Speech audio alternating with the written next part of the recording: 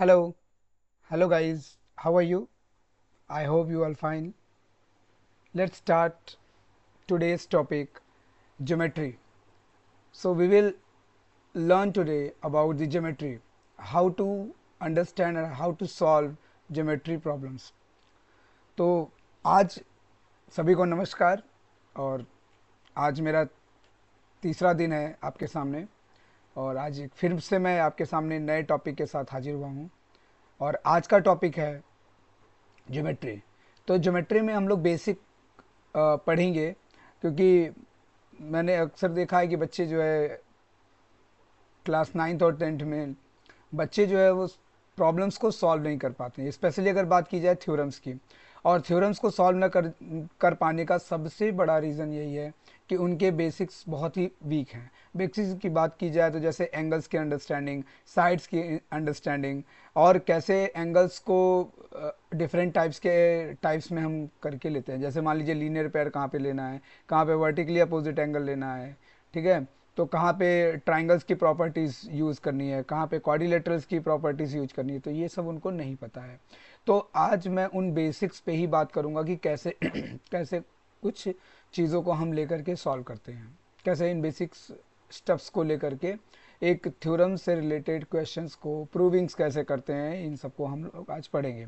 तो ज्योमेट्री के आज के पोर्शन में हम लोग मेनली पढ़ेंगे पॉइंट, साइड, एंगल और इसके साथ line segment, shapes, triangles, quadrilateral, circle etcetera, इन सब के बारे में पढ़ेंगे। तो बेसिकली अगर हम लोग बात करें तो सबसे पहले बात की जाए कि पॉइंट क्या है, व्हाट इज पॉइंट।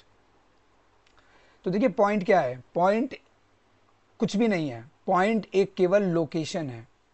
पॉइंट में क्या है, केवल लोकेशन है, ना ही उसमें लेंथ है और ना ही उसमें ब्रेड्थ है।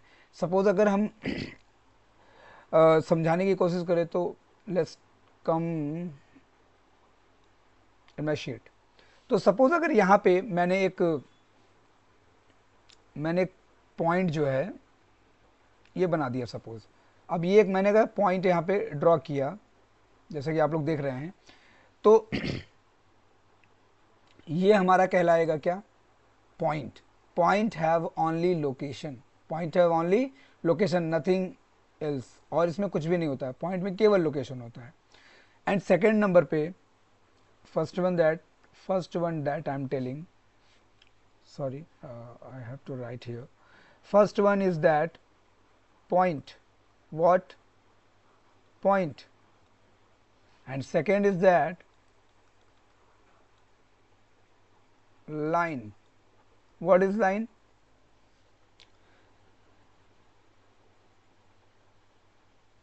Line have finite length, मतलब आप इसको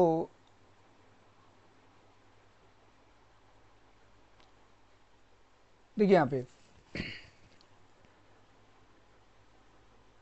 जो लाइन है एक्चुअल में एक इनफाइनाइट लेंथ की होती है, इसकी कोई एक लिमिट नहीं होती है। क्या होता है, लाइन इनफाइनाइट डायरेक्शन पे होती है। और सपोज अगर इसमें हम यहाँ पर दो पॉइंट्स को मार्क डाउन कर दें, दो पॉइंट को मार्क डाउन कर दें, तो इस पॉइंट और इस पॉइंट के बीच की जो डिस्टेंस होगी इसको हम लोग कहेंगे लाइन सेगमेंट। क्या कहेंगे, line segment. And suppose a line has a fixed point and one direction it goes infinite, तो इसे हम लोग बोलेंगे रे। और इसका एग्जांपल हो गया जैसे सन रेज, हम लोग बोलते हैं, क्या बोलते हैं, sun rays.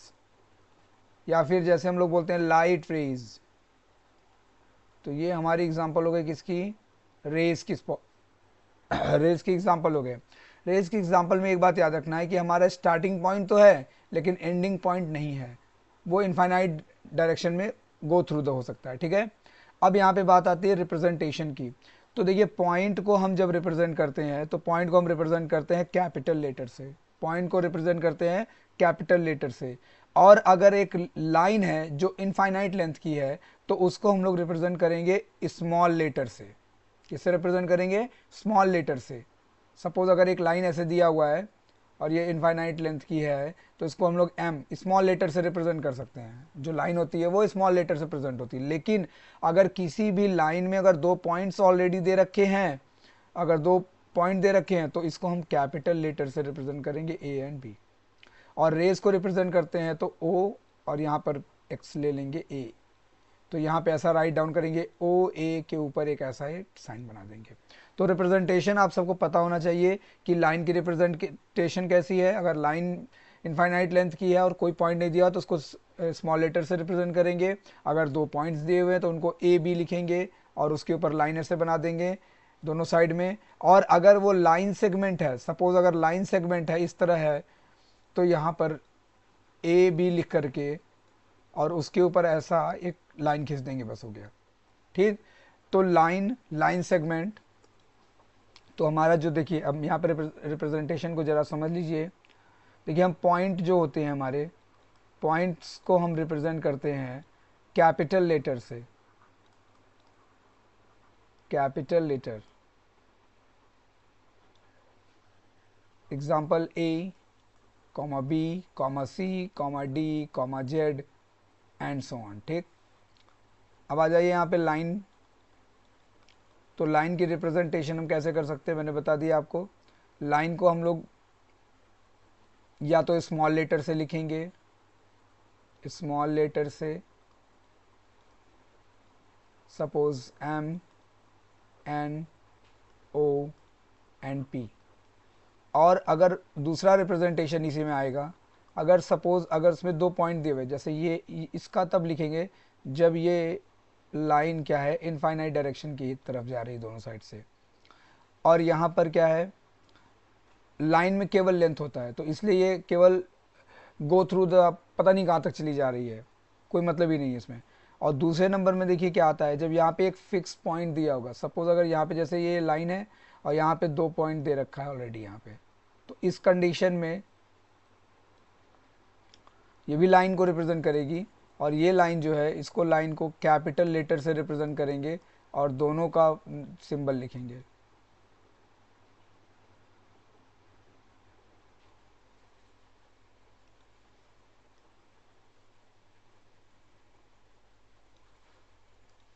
Capital letter, capital letter with both point, दोनों पॉइंट्स के साथ लिखेंगे। सपोज इसका हमने पॉइंट का नाम दिया सी और डी, तो इस तरीके से हम रिप्रेजेंट कर देंगे। लाइंस के बाद अब आता है लाइन सेगमेंट। और लाइन सेगमेंट में क्या होता है कि इसका पार्ट कर दिया हमने। सपोज ये भी कैपिटल लेटर से रिप्रेजेंट किया जाएगा, लेकिन उसको ऐसे हम रिप्रेजेंट करेंगे, जैसे ए बी लिखा हुआ है तो उसके ऊपर एक ऐसा लाइन खींच देंगे, तो ये भी कैपिटल लेटर से लिखा जाएगा, capital letter with both point. और इसमें क्या है, ये इसमें लिमिट होती है। सपोज एक बड़ी सी हमने लाइन खींची और इसमें ढेर सारे पॉइंट्स बने हुए बीच में,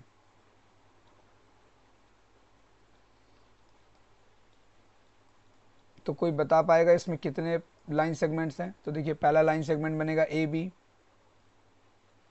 दूसरा बनेगा बी सी, तीसरा बनेगा सी डी, चौथा बनेगा डी ई, उसके बाद बनेगा ए सी, फिर बनेगा ए डी, फिर बनेगा ए ई, फिर बनेगा बी डी, फिर बनेगा आपका बी ई, फिर आ जाएगा आपका सी ई। ठीक है, इस तरीके से ढेर सारे आपके क्या बन गए, लाइन सेगमेंट बन गए। लाइन सेगमेंट्स में क्या होता है कि एक पॉइंट से दूसरे पॉइंट के बीच की डिस्टेंस होती है। ठीक है, उनके बीच का जो भी लेंथ होता है उसको हम लोग लाइन सेगमेंट बोलेंगे। तो क्लियर हो गया, लाइन जो होती है वो इनफाइनाइट लेंथ की होती है, मतलब कितनी भी लेंथ की हो सकती है। और इसको कैपिटल लेटर से रिप्रेजेंट तब करते हैं जब 2 पॉइंट्स दिए होंगे उसके अंदर, और जब अगर उनके उस लाइन के अंदर बहुत ढेर सारे पॉइंट्स दिए हो तो उन सबको हम लाइन सेगमेंट बोलते हैं। मतलब एक लाइन का पार्ट हो गया, सेगमेंट, सेगमेंट होता था खंड, तोड़ देना उसको कई पार्ट्स में, तो वो कहलाता है लाइन सेगमेंट। तो हमारा पहला नंबर क्लियर हो गया, point, line line segment. Third number पे आता है हमारे पास रे। तो रे को रिप्रेजेंट करने के लिए अभी मैंने बता दिया रे को कैसे रिप्रेजेंट करते हैं। जैसे ये देखिए यहाँ पे एक स्टार्टिंग पॉइंट है, सपोज सन है, सन से लाइट रेज आ रही है हमारे पास, तो वो इनफाइनाइट डायरेक्शन तक जाती है। क्यों? जहाँ तक अगर कोई ऑपेक ऑब्जेक्ट इसके रास्ते में नहीं आएगा तब तक वो लाइट रेज जो वो ट्रैवल करती रहेगी। जब कोई ऑब्जेक्ट इसकी पाथ में आ जाएगा तो वो क्या कहलाएगा? वो फिर वो रेस कहलाएगा, क्योंकि वहीं तक वो स्टॉप हो जाएगी। तो यहाँ पर जब इसको हम रिप्रेजेंट करते हैं तो इसका एक स्टार्टिंग पॉइंट होता है और एंडिंग पॉइंट होता नहीं है, तो हम इसको रिप्रेजेंट करते हैं किससे? कैपिटल लेटर से, और ऐसे लिखते हैं ओ ए के ऊपर ऐसा। रिप्रेजेंटेशन को केवल समझ लीजिए क्योंकि इसमें बेसिक यही है और बाकी हमको कुछ भी इसमें ज़्यादा पढ़ना नहीं है। अब आ जाते हैं मेन जो है एंगल्स के फॉर्म को। एंगल्स कैसे बनता है? तो देखिए जब कोई दो रेज आपस में जो इंक्लिनेशन होता है उसी को हम बोलते हैं एंगल का फॉर्मेशन। एंगल फॉर्मेशन कब करता है? सपोज जैसे मान लीजिए एक लाइन ये है और एक लाइन ये है। अब देखिए ध्यान से, ये दोनों लाइन एक दूसरे को इंटरसेक्ट करते हैं। ये मान लीजिए ये लाइन एल है, ये लाइन आपकी एम है, ठीक। अब अगर इन लाइन को हम स्मॉल लेटर से नहीं रिप्रेजेंट करके बल्कि हम पॉइंट वाइज अगर इसको लिखें,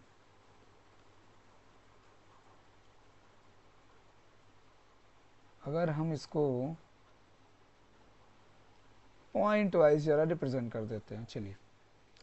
तो अगर हम पॉइंट वाइज अगर यहाँ रिप्रेजेंट करें तो एक पॉइंट हमारा यहाँ पे आएगा, एक पॉइंट हमारा यहाँ पे आएगा, एक पॉइंट हमारा यहाँ पे आएगा, एक पॉइंट हमारा यहाँ पे आएगा और एक पॉइंट हमारा यहाँ पे आएगा। क्लियर? तो अब जरा ध्यान से देखिए, तो ये हमारा ए है, ये हमारा बी है, ये सी है, ये डी है और ये ई है। क्लियर? तो अब यहाँ ध्यान से देखिए जरा सा, दो लाइन्स एक दूसरे को इंटरसेक्ट कर रही हैं। तो ये हमारा बी ई क्या होगा? एक लाइन सेगमेंट होगा। और बी ए हमारा क्या होगा? एक लाइन सेगमेंट होगा। डी बी हमारा क्या होगा? लाइन सेगमेंट होगा। और सी बी भी हमारा क्या होगा? लाइन सेगमेंट होगा। तो यहाँ पे हमारे पास टोटल 4 लाइन सेगमेंट्स हैं। अब ये लाइन सेगमेंट ए बी और बी सी एक दूसरे पर इंक्लाइंड हैं। इंक्लाइंड मतलब जुड़ी हुई हैं। तो जो जुड़ी हुई हैं उनके बीच का जो एंगुलर मोमेंटम है, जितना एंगल्स वो क्रिएट कर रहे हैं, वो कैसे निकालेंगे? वो इंक्लिनेशन से निकलेगा और इसी को हम लोग रिप्रेजेंट करते हैं यहाँ पे। अब जैसे मान लीजिए इस एंगल का हम नाम दें, तो एंगल का हम आप यहाँ पे साइन सिंबल पुट करेंगे और फिर लिखेंगे क्या? देखिए ये जो एंगल जहाँ पे इंक्लाइन कर रहा है ये हमेशा बीच में आना चाहिए। ये कॉमन वर्टेक्स है। ये पॉइंट जो है, ये वर्टेक्स जो है वो दोनों हमारे लाइन सेगमेंट में कॉमन है, चाहे वो ए बी हो चाहे वो बी ई हो। इसलिए हम इसका नाम क्या लिखेंगे? पहले अगर इधर से स्टार्ट करेंगे तो इसका नाम हो जाएगा ए बी ई। इसका मतलब हमारा एंगल बीच में है, बीच मतलब बी पे है। या फिर सेम इसी को हम एंगल को क्या लिख सकते हैं? इसी एंगल को हम लिख सकते हैं क्या? Angle E B A.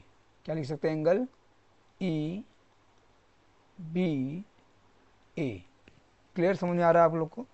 Angle E B ए। ऐसा ही सेम देखिए यहाँ पे ध्यान से, तो बी डी और ए बी देखिए एक दूसरे पर इंक्लाइंड है, एक दूसरे पर जुड़ी हुई हैं। तो यहाँ पे भी हमारा देखिए ये बी जो है ये क्या है? कॉमन है, ये कॉमन पॉइंट है दोनों में। तो हम इसको जब लिखेंगे इस एंगल का नाम, तो इस एंगल का हमारा नाम हो जाएगा angle A B D. Angle A B D. और क्या हो जाएगा? Angle D B A. Angle D, angle B, angle A, ये इसका हो जाएगा। ऐसे सेम हम इस वाले एंगल की अगर बात करें तो यहाँ पे हमारे पास कॉमन क्या है? यहाँ पे हमारे पास कॉमन है, देखिए बी, यहाँ पे भी कॉमन है। तो इस एंगल का नाम हमारा बनेगा क्या? Angle C B D. Angle C, angle B, angle C B D. और फिर उसके बाद अगला एंगल क्या बनेगा? D B C. D B और सी। और ये लास्ट नंबर पे यहाँ पे हमारा एंगल, देखिए इस एंगल का हमारा नाम क्या होगा? देखिए यहाँ भी बी कॉमन है, तो यहाँ पे एंगल का नाम बनेगा C B E. Angle C B E. और ये किसके इक्वल होगा? ये एंगल इक्वल होगा ई बी सी के, मतलब एंगल ई बी और सी। अब देखिए यहाँ से एक बात ये क्लियर हुई कि जो भी हमारा कॉमन पॉइंट है वो पॉइंट हमेशा बीच में आ रहा है और वही हमारा एंगल रिप्रेजेंट कर रहा है। और मैंने एक एंगल को दो तरीके से लिखना सिखाया। अब बच्चे क्या होता है इसी में गोल मोल हो जाते हैं, एंगल को समझ ही नहीं पाते हैं कि वो एंगल कहाँ से लिया जा रहा है, ठीक है, और फिर वो उसको कर नहीं पाते। तो ये बात आपको क्लियर हो गई। अब आपको हम बेसिक्स एंगल से रिलेटेड कुछ बेसिक्स बताते हैं।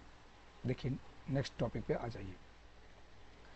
जैसे मान लीजिए ऐसा एक आपको डायग्राम दे रखा है। अब ऐसा डायग्राम दे रखा है, या फिर इसको हम थोड़ा और पजल्ड कर देते हैं, चलिए ऐसा कर देते हैं, ठीक।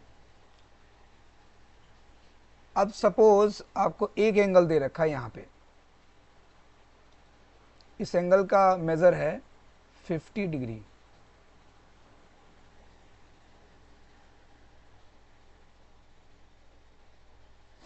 ठीक है। और यहाँ पे पॉइंट्स के नेम दे रखे हैं। सपोज यहाँ पे एक पॉइंट है ए, यहाँ पर है बी, सी, डी, ई और एफ, इसको मान लीजिए। अब यहाँ पे इस तरीके आपको दे रखा है। अब वो आपसे पूछ रहा है कि इसके बाकी सारे एंगल्स बताइए हमको, इसके बाकी सारे एंगल्स को बताइए। तो बताइए अब आप कैसे निकालेंगे। आपको कुछ बेसिक्स रूल पता होने चाहिए, तभी आप इसको कर पाएंगे, क्योंकि एंगल का फॉर्मेशन कैसे होता है उसको समझिए। तो देखिए अगर हम यहाँ पे लाइन वाले पे आ जाएं, थोड़ा सा थोड़ी देर के लिए इसको ले लेते हैं। मान लीजिए अगर कोई लाइन जो है, दो पैरेलल लाइंस है और उनको एक लाइन तीसरी इंटरसेक्ट कर रही है। जब दो पैरेलल लाइन है और उनको एक तीसरी लाइन इंटरसेक्ट कर रही है, इसको जरा समझिएगा क्योंकि यहीं से सारा आपका एंगल क्लियर हो जाएगा। ये मान लीजिए दो पैरेलल लाइन है और इनको एक ये तीसरी लाइन मान लीजिए ये इंटरसेक्ट कर रही है, ठीक। तब अब कौन कौन से एंगल ऑफ पेयर्स बन सकते हैं उनको जरा हम पढ़ते हैं। तो मान लीजिए एक हमारी ये पैरेलल लाइन थी ए बी, और एक ये पैरेलल लाइन थी सी डी से, और एक हमारी लाइन थी ई एफ जो इसको इंटरसेक्ट कर रही थी, ठीक। तो यहां पे देखिए जरा सा, अब सपोज मान लीजिए कि ये एक छत है और ये भी एक छत है, ठीक। तो इस छत में चार डायरेक्शन है, इस छत में चार डायरेक्शन है, ऊपर वाले में भी नीचे वाले में भी, ठीक है। तो ऊपर वाले में जो चार हैं हमारे, यहां पे देखिए, यहाँ पे भी कुछ पॉइंट्स के हम नेम दे देते हैं। मान लीजिए यहाँ पे हमारे पास पॉइंट है ओ और यहाँ पे है हमारे पास पी, समझिएगा। तो मैं छत मैंने बोला मतलब एंगल की बात कर रहा हूँ। तो देखिए पहला एंगल हमारा क्या बनेगा बताइए। पहला एंगल हमारा ये बनेगा, तो हम इसको नंबर 1 दे देते हैं, ठीक है, पहला। फिर ये दूसरा हो गया एंगल, फिर ये तीसरा हो गया, फिर ये चौथा हो गया, क्लियर। ये पाँचवा एंगल हो गया हमारा, ये छठवां एंगल हो गया, ये सातवां हो गया और ये आठवां हो गया। एक छत हमारी ऊपर है, एक छत नीचे हमारी। अब जब इसको कंपेयर करेंगे तो देखिए एंगल ए जो है वो एंगल 5 के इक्वल होगा। एंगल 1 इक्वल टू एंगल 5, किस मेथड से, करस्पॉन्डिंग एंगल से। मतलब एंगल 1 और एंगल 5 करस्पॉन्डिंग एंगल है, एंगल 4 एंगल 8 करस्पॉन्डिंग एंगल है, एंगल 3 एंगल 7 करस्पॉन्डिंग एंगल है, और एंगल 2 और एंगल 6 करस्पॉन्डिंग एंगल है। तो पहला नंबर हमारा जो एंगल का टाइप बना वो बना क्या, करस्पॉन्डिंग एंगल। क्या बना, corresponding angle.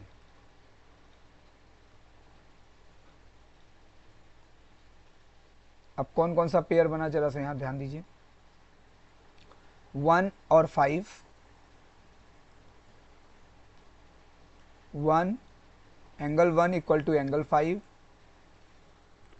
Angle 2 equal to angle 6, angle 3 equal to angle 7 और एंगल 4 इक्वल टू एंगल 8। ये करस्पॉन्डिंग एंगल हो गया। पहला नंबर क्लियर हो गया होगा आप सबको, ठीक।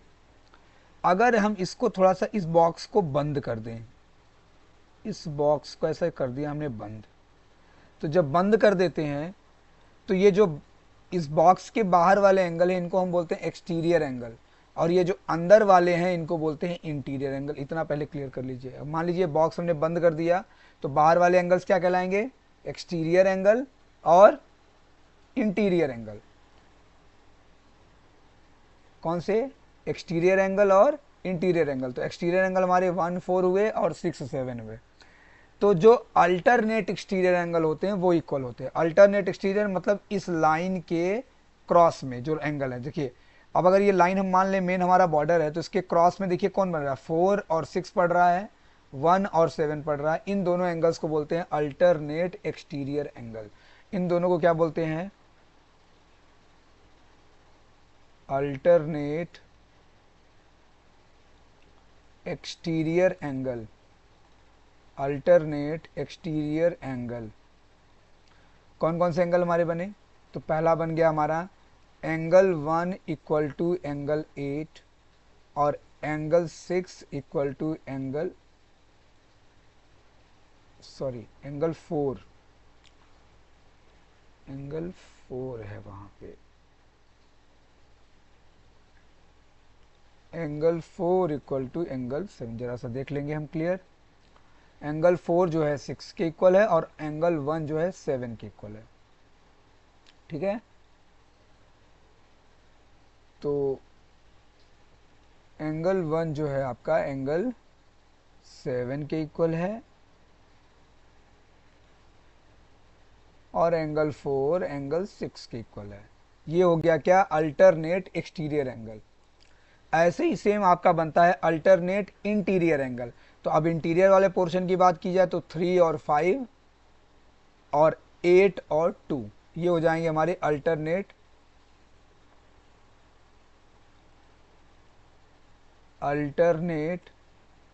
Interior angle. Alternate interior angle कौन कौन से एंगल हो गए हमारे, यहाँ पे देखिए ध्यान से, एंगल 3 और एंगल 5। एंगल 3, एरो को देखते रहिए, एंगल 3 और angle 5 same as it is angle 2 और angle 8। Angle 3 equal to angle 5 और एंगल 2 इक्वल टू एंगल 8। ये दोनों हमारे एंगल यहाँ से इक्वल हो गए। ठीक, देखिए हमने कितने ढेर सारे एंगल्स को इक्वल कर लिया। अब अगला नंबर एक और बनता है जिसको हम लोग बोलते हैं सम ऑफ को इंटीरियर। सम ऑफ को इंटीरियर, तो अगर ये बॉर्डर मान लीजिए, अगर ये इसको हम बॉर्डर मान लेते हैं तो ये 2 और 5 क्या होंगे, को इंटीरियर होंगे, एक दूसरे के सहयोगी हैं, और 3 और 8 एक दूसरे के सहयोगी हैं। को मतलब सहयोगी होता है, तो को इंटीरियर ये दोनों हो गए और को इंटीरियर ये दोनों हो गए। तो इन दोनों का सम हमेशा 180 डिग्री होता है। ठीक, तो यहाँ पे लिखेंगे अगला नंबर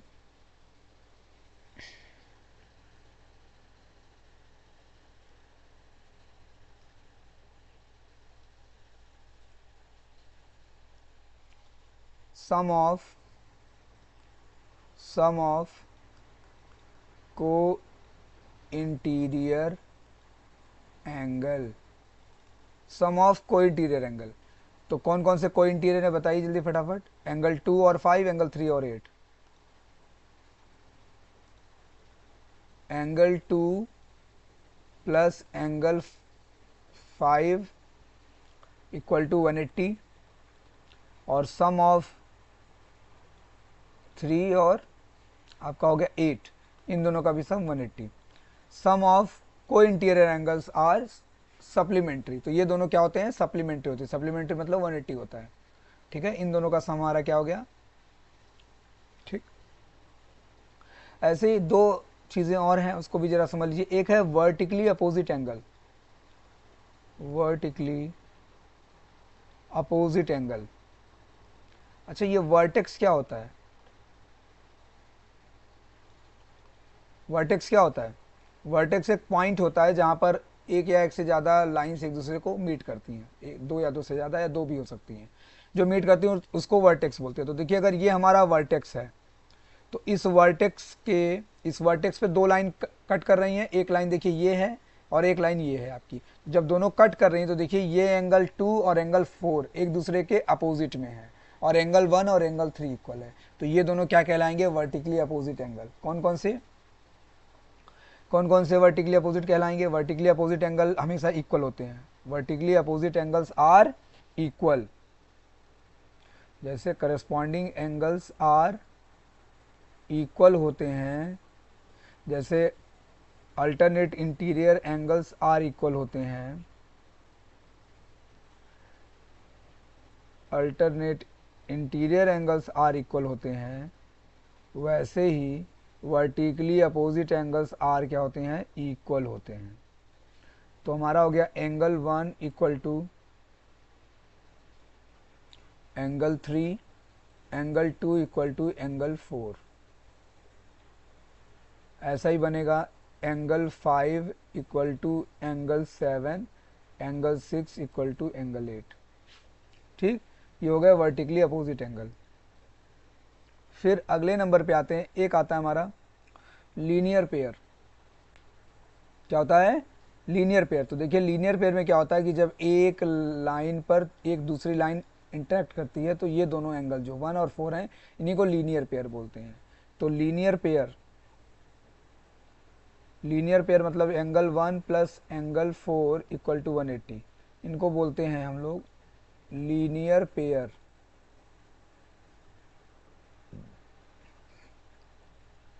ठीक,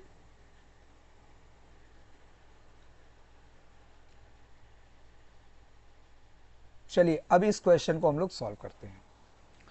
अब जरा ध्यान से देखिए आप, ये लाइन और ये लाइन एक दूसरे के हैं पैरेलल, ये लाइन और ये लाइन पैरेलल है। अच्छा, एक चीज और छूट रहा था जो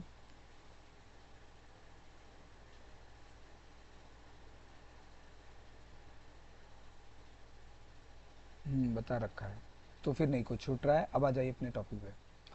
तो यहाँ पे आ गया है, देखिए ये लाइन और ये लाइन क्या है? एक दूसरे के पैरेलल है। तो अगर ये एंगल 50 डिग्री है तो ये इसके क्या होगा? अल्टरनेट। ये इसके क्या होगा? Alternate interior angle. अभी मैंने बताया था कि जब दो लाइन पैरेलल हो और एक कट कर रही हो तो ये एंगल और ये एंगल क्या होता है? इक्वल होता है। किस मेथड से? किस मेथड से? अल्टरनेट इंटीरियर एंगल से। तो यहाँ पे मतलब हमारा क्या बन गया? एंगल। पहले इस वाले 50 वाले का नाम लिखेंगे। इस 50 वाले का नाम क्या होगा एंगल का? बताइए आप लोग। तो देखिए यहाँ से स्टार्ट करेंगे, angle A B C, angle A B C. अब ये किसके इक्वल होगा? इस वाले एंगल के इक्वल होगा। इस वाले एंगल का नाम क्या है? B C F, angle B C F. और क्यों इक्वल होगा? तो रीजन लिखेंगे अल्टरनेट इंटीरियर एंगल। तो मतलब हमारा अगर ये ए बी सी 50 डिग्री है तो एंगल बी सी एफ भी हमारा क्या हो जाएगा? 50 डिग्री हो जाएगा। ये लीजिए, ये एंगल निकल गया। अब ध्यान से देखिए, तो ये और ये पैरेलल लाइन दिख रही है आपको। तो अगर ये 50 है तो ये भी 50 होगा। किससे? करस्पॉन्डिंग एंगल से पहले तो ले सकते हैं इसके साथ, या फिर अगर इसके साथ लेना चाहें तो ये दोनों भी देखिए एक दूसरे के क्या हैं? अल्टरनेट दिख रहे हैं। ये वाला एंगल 50, देखिए ध्यान से, ये पैरेलल है, ये इसके पैरेलल है। तो अगर ये 50 है तो ये भी क्या हो जाएगा? ये भी 50 हो जाएगा। या तो अल्टरनेट इंटीरियर एंगल से ले लीजिए या फिर इसको इसके साथ क्या ले लीजिए? करस्पॉन्डिंग एंगल से ले लीजिए। क्लियर? समझ रहे मेरी बात को? देखिए मैंने इसमें सारे एंगल्स निकाल दिए आपको, जितने भी एंगल्स बन रहे थे। ठीक,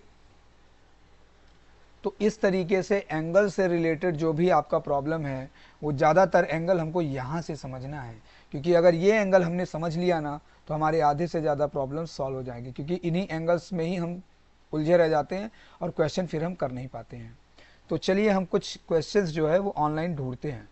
ठीक है, लाइन एंड एंगल से रिलेटेड कुछ क्वेश्चंस को हम ढूंढते हैं जरा।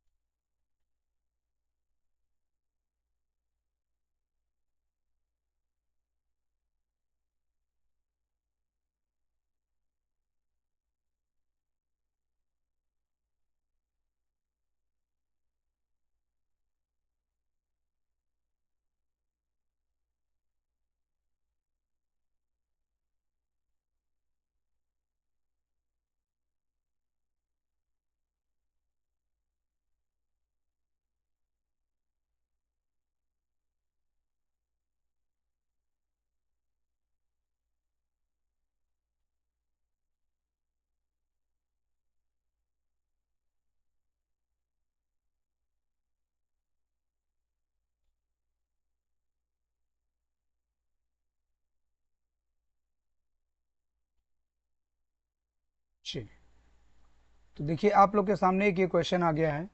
इस क्वेश्चन को जरा देखिए आप लोग।